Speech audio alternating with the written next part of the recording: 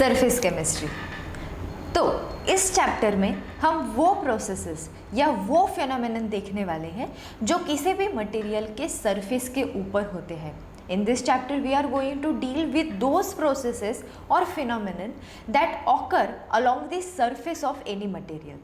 तो चलिए शुरू करते हैं। सबसे पहले तो हमें पढ़नी है दो basic terms, that is adsorption and absorption. सबसे पहले बात करते हैं एब्जॉर्प्शन की। तो देखिए, इस फिनोमेनन को डिस्क्राइब करने के लिए हमारे पास एक सबसे सिंपल एग्जाम्पल है, वो है स्पॉन्ज का। स्पॉन्ज सभी को पता होगा, राइट? तो क्या होता है जब ये स्पॉन्ज हम पानी में डालते हैं तो क्या होता है, ये स्पॉन्ज सारा पानी सोख कर लेता है, राइट? मतलब जो वाटर के मॉलिक्यूल्स है वो उसके सरफेस के ऊपर भी है और उस स्पॉन्ज के अंदर भी चले जाते हैं, right? So in absorption, the molecules are present not only on the surface of a material but they also enter the bulk of a material. Such phenomenon is called as absorption. ऐसे phenomenon को हम absorption कहते हैं। तो बात करते हैं अब adsorption की। तो adsorption में क्या होता है, मान लीजिए हमारे पास कोई एक ऐसा मटेरियल है, इस मटेरियल के सरफेस के ऊपर मॉलिक्यूल्स अटैच है, तो ऐसे फिनोमेनन को हम कहते हैं एडजॉर्प्शन। एडजॉर्प्शन में क्या होता है, जो मॉलिक्यूल्स होते हैं वो सिर्फ उस मटेरियल के सरफेस के ऊपर ही रहेंगे, उसके अंदर, उसके बल्क के अंदर एंटर नहीं करते हैं। Such phenomenon is called as adsorption. So we can define adsorption from here. What is adsorption? Adsorption is the phenomenon of attracting and retaining the molecules. पहले तो मॉलिक्यूल्स अट्रैक्ट होंगे और फिर उस सरफेस के ऊपर रिटेन किए जाएंगे। Retaining the molecules on the surface of a solid or liquid, on the surface of solid or liquid, thus resulting into higher concentration of molecules on the surface, thus resulting into higher concentration of molecules on surface is called as adsorption। इसी को हम क्या कहते हैं, adsorption कहते हैं। तो देखिए, एडजॉर्प्शन में क्या होता है, पहले तो मॉलिक्यूल्स अट्रैक्ट किए जाएंगे और फिर उस सरफेस के ऊपर रिटेन किए जाएंगे। तो यहाँ से हम क्या देख सकते हैं कि ये जो एडजॉर्प्शन है ये बेसिकली एक सरफेस फिनोमेनन है। ये जो एडजॉर्प्शन है ये बेसिकली एक सरफेस फिनोमेनन है, और जो एब्जॉर्प्शन होता है ये एक बल्क फिनोमेनन होता है। एडजॉर्प्शन सरफेस फिनोमेनन है और एब्जॉर्प्शन बल्क फिनोमेनन है। तो देखिए, जब हम एडजॉर्प्शन की बात करते हैं तो यहाँ पे दो टर्म्स बहुत इंपॉर्टेंट होती है। कौन सी? एक तो है एडजॉर्बेट और दूसरी है एडजॉर्बेंट। Adsorbate and adsorbent. तो एडजॉर्बेट क्या होता है, जो सब्सटेंस डिपॉजिट होता है या एडजॉर्ब होता है किसी भी सरफेस के ऊपर, उसको हम कहते हैं एडजॉर्बेट। द सब्सटेंस और मटेरियल दैट एक्यूमुलेट्स और deposits along the any surface is called as adsorbate. And what is adsorbent? The material on which adsorption takes place. जिस मटेरियल के ऊपर एडजॉर्प्शन होने वाला है उसी को कहा जाता है एडजॉर्बेंट। तो देखिए, यहाँ पे जो मैंने डायग्राम निकाली है ऊपर, तो ये जो मॉलिक्यूल्स है इनको मैं कहूँगी एडजॉर्बेट, और ये जो मटेरियल था जिस पे एडजॉर्प्शन हुआ उसको हम कहेंगे एडजॉर्बेंट। उसको हम कहेंगे एडजॉर्बेंट। तो देखिए, यहाँ हम लिख सकते हैं what is adsorbate? The substance that adsorbs or deposits, the substance that adsorbs or deposits on a surface, that deposits on a surface is called adsorbate, is called adsorbate. And what is adsorbent? The material on which adsorption takes place, the material on which adsorption takes place is called as adsorbent, उसको हम कहेंगे adsorbent। तो चलिए कुछ examples देखते हैं adsorption की। Late us सी some example और some application of this adsorption. Applications of adsorption, ये एड्सॉर्प्शन का जो फिनोमेनन है ये हम कहाँ कहाँ यूज़ करते हैं। तो पहला एप्लीकेशन है सिलिका जेल। सिलिका जेल, तो देखिए जब मार्केट से हम कोई भी बॉक्स पैक्ड चीज़ खरीदते हैं, जैसे इलेक्ट्रॉनिक डिवाइसेस हो गए या हमारे शूज़ हो गए फॉर एग्जांपल, अक्सर आपने देखा होगा कि उन बॉक्सेस में वाइट कलर के स्मॉल पैकेट्स आते हैं, है ना, वो सिलिका जेल के पैकेट्स होते हैं, राइट। तो ऐसे पैकेट्स इन बॉक्सेस में हम क्यों ऐड करते हैं? See the function of silica gel is to adsorb moisture. Silica gel का काम क्या है? उसको मॉइस्चर एड्जॉर्ब करना है। क्यों? ताकि उस बॉक्स में जो भी हमारे वैल्यूएबल मटेरियल्स हैं वो डैमेज ना हो पाए, वो खराब ना हो पाए। So remember here adsorption takes place, not absorption. यहाँ पे जो भी मॉइस्चर होगा वो उस सिलिका जेल के बीड्स के ऊपर एड्जॉर्ब होता है। Then next example is of the gas mask. Gas mask, what do this gas mask do? ये जो गैस मास्क होते हैं ये पॉइजनस गैसेस को एड्जॉर्ब करते हैं। ये मास्क जनरली हम कोल माइंस में जो लोग काम करते हैं वो यूज़ करते हैं, या जहाँ पे अगर गैस लीकेज हुई हो तो वहाँ पे ये गैस मास्क पहने जाते हैं। क्यों? ताकि हम कोई पॉइजनस गैस इनहेल ना कर पाए। तो ये गैस मास्क के अंदर क्या होता है? ये गैस मास्क के अंदर होता है दरअसल एक्टिवेटेड चारकोल, या फिर कोई एक ऐसा एड्जॉर्बेंट मटेरियल जो उस पॉइजनस गैसेस को एड्जॉर्ब कर ले और सिर्फ ऑक्सीजन को पास होने दे। So this is one application. Then next application is of the activated charcoal. Now this activated charcoal is somewhat different from our normal charcoal. आजकल आप देखते होंगे कि बहुत सारे प्रोडक्ट्स में एक्टिवेटेड चारकोल का इस्तेमाल किया जाता है। तो ये एक्टिवेटेड चारकोल क्या होता है? अगर हम नॉर्मल चारकोल को बर्न करें या फिर उसकी एड्जॉर्प्टिविटी पावर बढ़ाए, एड्जॉर्प्शन की जो पावर है वो अगर बढ़ाए तो वो कन्वर्ट हो जाता है एक्टिवेटेड चारकोल में। ये एक्टिवेटेड चारकोल क्या करता है? सब्सटेंसेस या इम्प्यूरिटीज़ को अपने ऊपर एड्जॉर्ब कर लेता है, and it is different from our normal charcoal, क्योंकि इसकी एड्जॉर्प्शन पावर जो है वो नॉर्मल चारकोल से कई ज़्यादा होती है। Then next example is in the production of high vacuum. Production of high vacuum. Suppose you have a cylinder or any vessel where you want to create a very high vacuum. एक आपके पास कोई cylinder है या कोई vessel है जिसमें आपको एक हाई वैक्यूम क्रिएट करना है। तो आप उसको वैक्यूम पंप से कनेक्ट कर लोगे, उसमें की सारी एयर जो है वो निकाल लोगे, but still what happens?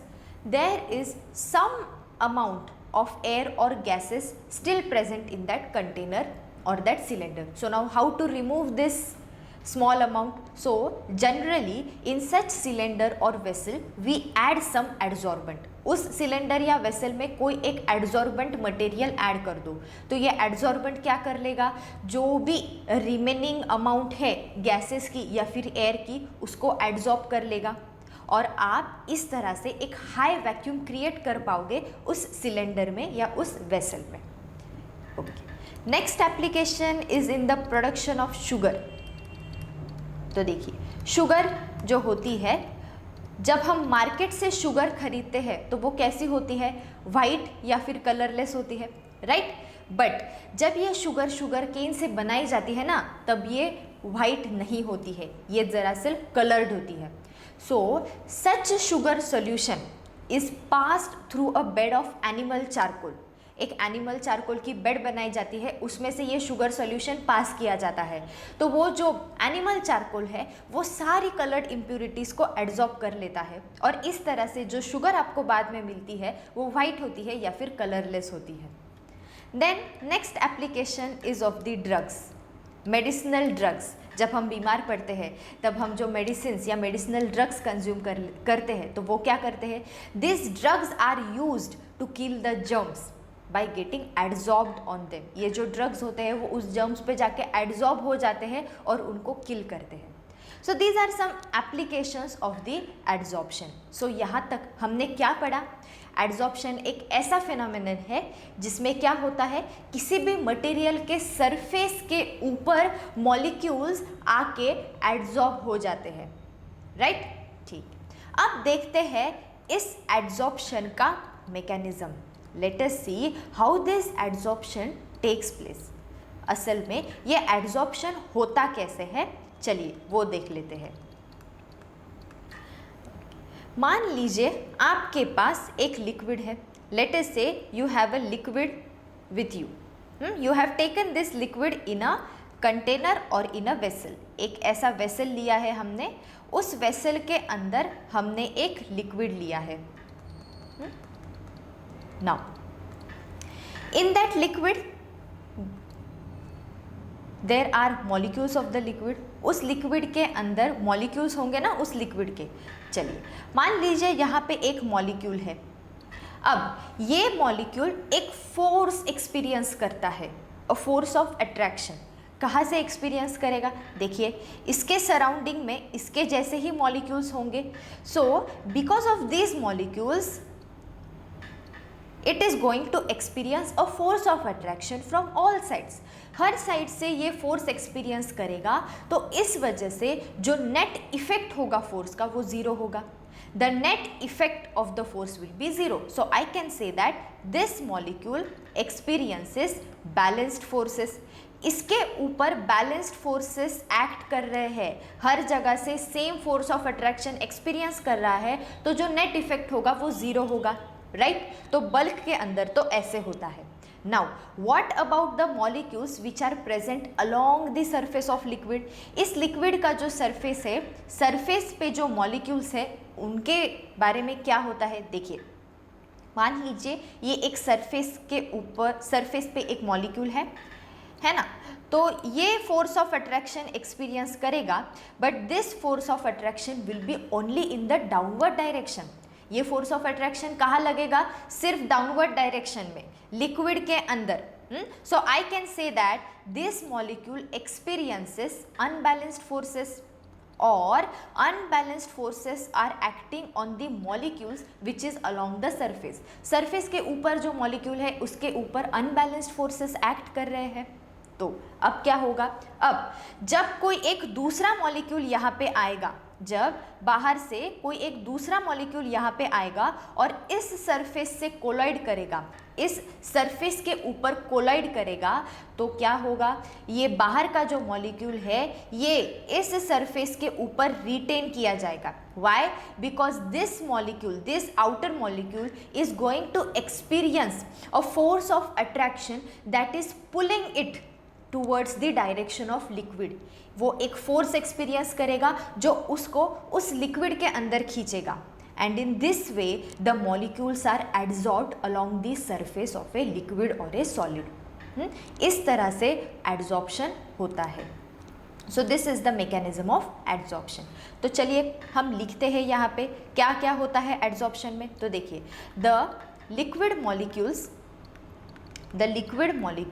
that are present inside the bulk, that are present inside the bulk of liquid, that are present inside bulk of liquid experience balanced forces।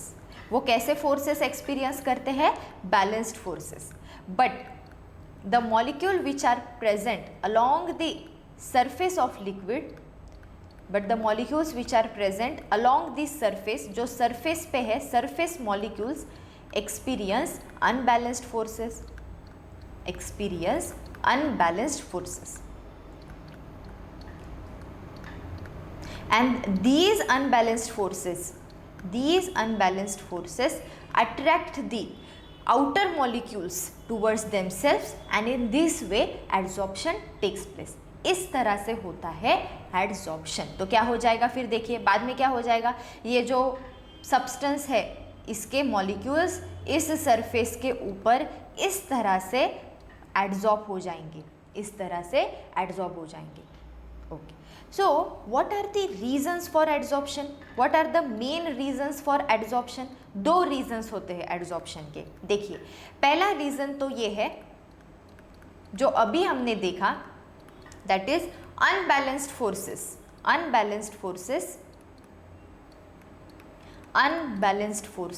On the surface molecule के ऊपर जो unbalanced forces act कर रहे हैं उनकी वजह से भी एडजॉर्प्शन होता है. और यहाँ पे और एक रीज़न है and that is the free valencies of the solids and particularly the metals. देखिए ये क्या है, फ्री वैलेंसीज क्या होते हैं. चलिए एक एग्जाम्पल ले लेते हैं इसके लिए. Let us take the example of silicon. अब जैसे आप जानते हैं सिलिकॉन की वैलेंसी 4 है, मतलब इसके पास 4 वैलेंस इलेक्ट्रॉन होते हैं. लेट अस से this is a network of that silicon element, है ना, ये उस सिलिकॉन एलिमेंट का नेटवर्क है. तो यहाँ पे क्या होगा, देखिए ये तो आपस में बॉन्ड बनाएंगे, है ना, ताकि ये अपनी वैलेंसीज को सेटिस्फाई कर पाए. ये आपस में बॉन्ड बनाएंगे ताकि ये अपनी वैलेंसीज को सेटिस्फाई कर पाए. तो चलिए हम भी इसका स्ट्रक्चर पूरा ड्रॉ कर लेते हैं. देखिए स्ट्रक्चर कुछ ऐसा होगा, आपस में ये क्या करेंगे, बॉन्ड बनाएंगे ताकि ये अपनी वैलेंसीज को सेटिस्फाई कर पाए. ओके, तो इस डायग्राम से, इस नेटवर्क से हमें क्या समझ में आ रहा है, जो आउटर मॉलिक्यूल्स है, जो आउटर सिलिकॉन के एटम्स है या जो आउटर सिलिकॉन के पार्टिकल्स है उनके पास कुछ फ्री वैलेंसीज है, राइट. कुछ ऐसी वैलेंसीज है जो सेटिस्फाई नहीं हो पाई.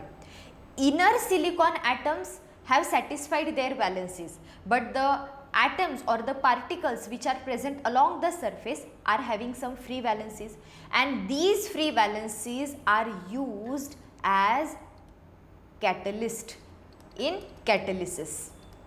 ये जो फ्री वैलेंसीज होती है ये कैटलिस्ट का काम करती है कैटलिसिस के प्रोसेस में. इसका एक बहुत अच्छा एग्जाम्पल है हमारे पास जो आप हर वक्त पढ़ते आते हो, that is the production of the ammonia gas from hydrogen and nitrogen takes place in a presence of a suitable metal. तो देखिए यहाँ पे ये जो निकेल, प्लैटिनम या पैलेडियम जो भी मेटल हम लेंगे इनके सरफेस के ऊपर होगी free valencies. These gases, that is the nitrogen gas and the hydrogen gas, these are adsorbed on the surface of this metal. They react with each other and they form the product and then they leave the surface of the catalyst. तो इस तरह से ये free valencies catalyst का काम करती है. We are going to study this in detail in the catalysis part. ये हम आगे पढ़ने वाले हैं. ओके, तो देखिए अब इसके बाद हम देखेंगे कि ये जो एड्सॉर्प्शन का जो फिनोमेनन होता है, the process of this adsorption, this is actually an exothermic process. Adsorption is an exothermic process. Exothermic मतलब क्या, जो चेंज इन एंथैल्पी होगी उसकी वैल्यू नेगेटिव आएगी, right. Delta H is equal to negative. Delta H is equal to negative. ये ऐसा हम क्यों कहते हैं, क्योंकि देखिए ये जो एड्सॉर्प्शन की प्रोसेस है ना, इसमें सरफेस एरिया रिड्यूस हो रहा है. अगर सरफेस एरिया रिड्यूस होगा तो सरफेस एनर्जी भी कम होती है और जिसके वजह से डेल्टा एच क्या आएगा, नेगेटिव आएगा. डेल्टा एच नेगेटिव आएगा. देखिए मान लीजिए आपके पास कोई एक ऐसा सॉलिड मटेरियल है. You have to cut this solid material into 2 pieces. इसके ना हमें ऐसे 2 पीसेस बनाने हैं.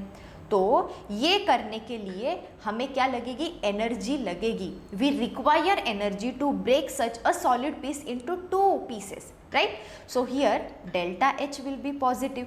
डेल्टा एच क्या आएगा हमारा, पॉजिटिव आएगा। और यही दो पीसेस अगर आपको एक दूसरे के साथ ज्वाइन करने हैं तो इस केस में एनर्जी रिलीज होगी, that is delta H will be negative, delta H will be negative. See, you have studied one equation in your last year, that is surface energy is equal to surface tension into change in area.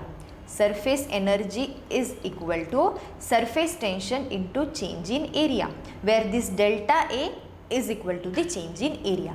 तो जब adsorption होता है तो surface area कम हो रही है, surface area अगर कम होगी तो सरफेस एनर्जी भी कम होगी और जो डेल्टा एच की वैल्यू आएगी वो नेगेटिव आएगी। So we say that adsorption is an exothermic process. देखिए इसका हम और एक एग्जाम्पल देख सकते हैं। जैसे रेनी सीजन में आपने अक्सर देखा होगा कि हमारे घरों के जो विंडोज़ है या फिर कार की जो विंडोज़ होती है उस पर क्या होता है, वाटर के जो छोटे छोटे ड्रॉपलेट्स होते हैं वो धीरे धीरे एक दूसरे को ज्वाइन करते हैं और एक ट्रेल बनाते हैं, they form a trail of water, right. तो ये क्यों होता है, इस केस में जो सरफेस एरिया है वो कम हो रही ना, delta A is negative, so that is why that process is also an exothermic process. क्योंकि जब कोई सिस्टम एनर्जी बाहर रिलीज करेगी ना तो उसको स्टेबिलिटी मिलती है। Whenever any system releases energy it becomes stable and whenever a system absorbs energy it becomes unstable. So that is why we say that adsorption is an exothermic process. Adsorption is an exothermic process. Then when adsorption takes place, or for adsorption delta S is negative, for adsorption delta S is negative, that is change in entropy is negative. Now what is entropy? पहले तो बात आती है entropy की। ये entropy होता क्या है, तो देखिए entropy is the measure of disorder और रैंडमनेस इन अ सिस्टम। बिखराव जिसे हम कहते हैं, कोई सिस्टम कितनी रैंडम है, मतलब देखिए अगर हम सॉलिड और गैस की बात करें तो मैं ये कह सकती हूँ कि गैस की एंट्रोपी हमेशा ज़्यादा होगी सॉलिड से। क्यों? क्योंकि गैस में जो पार्टिकल्स है वो बहुत रैंडम होते हैं, वो कहीं भी इजीली मूव कर पाते हैं, तो उस सिस्टम में डिसऑर्डर ज़्यादा है ना। लेकिन जब अगर आप किसी सॉलिड की बात करते हो तो सॉलिड के अंदर जो पार्टिकल्स होते हैं वो बहुत कॉम्पैक्टली पैक्ड होते हैं। Okay, so their disorder is very less, so this is the entropy, right. तो अगर हम कह रहे हैं कि चेंज इन एंट्रोपी नेगेटिव है, अच्छा चेंज इन एंट्रोपी नेगेटिव कब आएगा, अगर final entropy minus initial entropy का आंसर नेगेटिव आए तो मैं कहूँगी डेल्टा एस इज नेगेटिव। ये कब हो सकता है, अगर आपकी फाइनल एंट्रोपी कम है और आपकी इनिशियल एंट्रोपी ज़्यादा है, तभी तो आपका आंसर नेगेटिव आएगा। तो देखिए ये कैसे होता है, जब कोई एक सॉलिड सरफेस है जिसके ऊपर गैस के मॉलिक्यूल्स एड्जॉर्ब होने वाले हैं, राइट। तो पहले तो ये बहुत रैंडमली मूव करेंगे, तो इस केस में जो एंट्रोपी होगी वो कैसी होगी, ज़्यादा होगी, राइट। बट आफ्टर एड्जॉर्प्शन, मतलब जब उस सरफेस के ऊपर मॉलिक्यूल्स एड्जॉर्ब हो गए, तो अब एड्जॉर्ब होने के बाद क्या हो गए, वो एक सरफेस के ऊपर अटैच हो गए ना, तो उनकी डिसऑर्डर कम हो गई, वो ज़्यादा मूव नहीं कर पाएंगे, तो इस केस में जो एंट्रोपी है वो क्या हो गई, कम हो गई। तो इसीलिए जो चेंज इन एंट्रोपी आएगी, जो चेंज इन एंट्रोपी आएगी वो क्या होगी, नेगेटिव होगी, वो क्या होगी, नेगेटिव होगी। तो देखिए यहाँ पे हम और एक फैक्टर डिस्कस कर सकते हैं, that is the Gibbs free energy, that is the Gibbs free energy.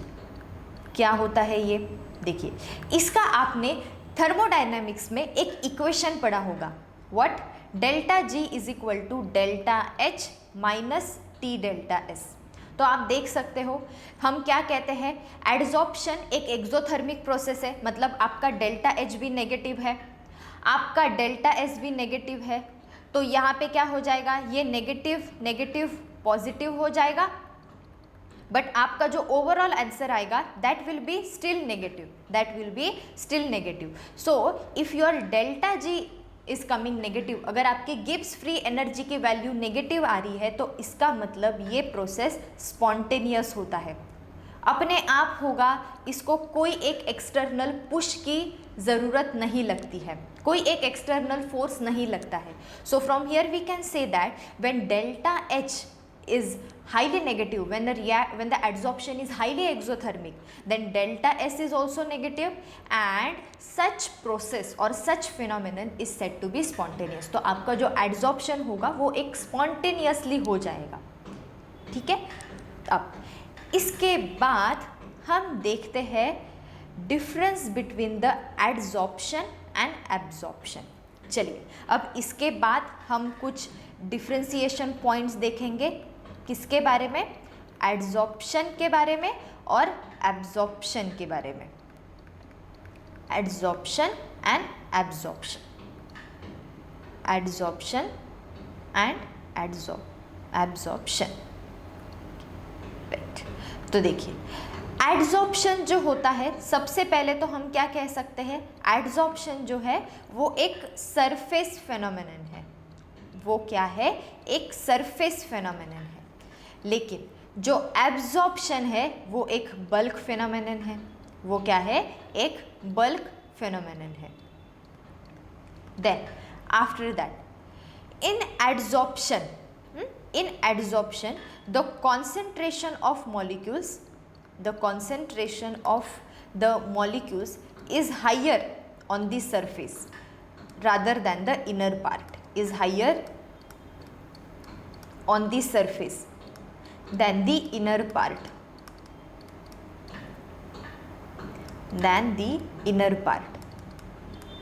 लेकिन एब्जॉर्प्शन में क्या होता है? एब्जॉर्प्शन में जो मॉलिक्यूल्स का कॉन्सेंट्रेशन है वो दोनों साइड पे बराबर है, मतलब सरफेस पे भी और इनर बल्क में भी लगभग सेम ही मॉलिक्यूल्स होते हैं. तो मैं यहाँ क्या लिख सकती हूँ? The concentration of molecules is equal on the surface as well as the inner part.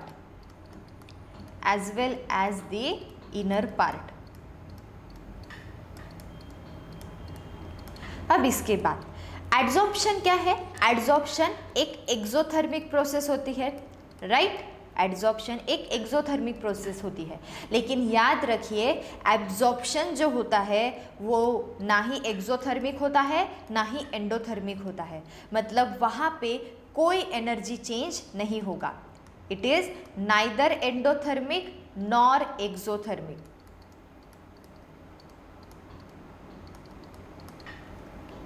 अब इसके बाद जब एडजॉर्प्शन की प्रोसेस होती है तो देखिए क्या होता है. शुरुआत में जो रेट होगा इस प्रोसेस का वो हाई होता है, बाद में वो धीरे धीरे स्लो होते जाएगा and then after that it will attain an equilibrium. So see the rate is high initially, rate of adsorption is high initially, then it slows down, फिर बाद में रेट थोड़ा कम हो जाएगा, then it slows down and later equilibrium is attained, and after a certain point equilibrium will be attained. Equilibrium is attained. But in the case of absorption, लेकिन जब हम absorption की बात करते हैं तो एब्जॉर्प्शन के केस में जो रेट होता है एब्जॉर्प्शन का, it is uniform through out the process. Rate of absorption is uniform through out the process. is uniform throughout the process. So this is the difference between the adsorption and absorption. तो देखिए यहाँ पे एक term आती है जिसे हम कहते हैं desorption. So what is this desorption? Desorption is the opposite of adsorption. Adsorption का पूरा अपोजिट है ये. That is the process of removing the adsorbed particles from a surface is called as desorption. जो particles adsorb हो चुके हैं उनको अगर आप निकालोगे उस सरफेस से तो ऐसे प्रोसेस को हम कहते हैं desorption. The process of removing adsorbed particles from a surface is called as desorption.